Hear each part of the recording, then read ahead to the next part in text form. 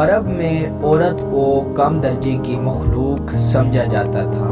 لڑکی کی پیدائش کی خبر پر پورے قبیلے کو صدمہ ہوتا اور بعض اوقات اس پر غم و غصے کا اظہار بھی کیا جاتا۔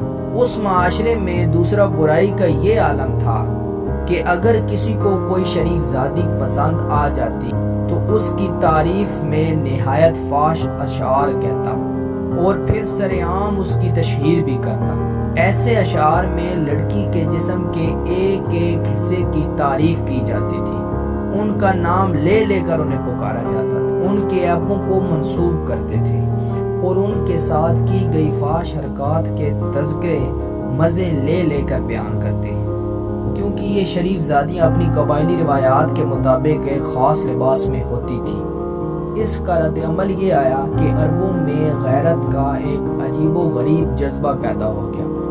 وہ اپنی بیٹیوں کو زندہ دفن کرتے تھے۔ جب بچی 6 سال کی ہوتی تو خاوند اپنی بیوی سے کہتا کہ اسے بہترین کپڑے پہناؤ اور خوشبو لگاؤ، اور پھر اسے کسی جنگل میں لے جاتے اور وہاں اس کی موجودگی میں ایک گڑھا کھودتا اور اسے دفن کر دیتا۔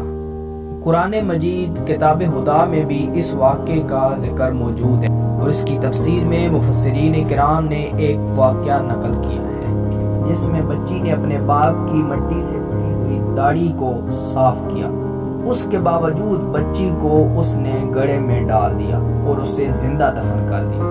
حضور کریم صلی اللہ علیہ وآلہ وسلم کے پاس ایک باپ نے قرار کیا تھا کہ اس نے اپنی 8 بچیاں اپنے ہاتھوں سے دفن کی ہیں۔ اس فعل کا ایک سبب قرآن مجید میں بیان ہوا ہے کہ بعض لوگ غربت کے خوف سے اپنی بیٹیوں کو زندہ دفن کرتے تھے۔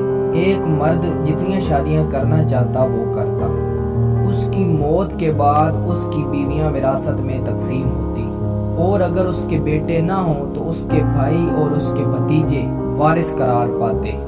باپ کی بیوہ کو اپنے نکاح میں بھی لے سکتے تھے اور معاوضہ لے کر اسے کسی اور کے حوالے بھی کر سکتے تھے۔ ایک عورت کا پورے قبیلے کے ساتھ بھی نکاح کر دیتے تھے۔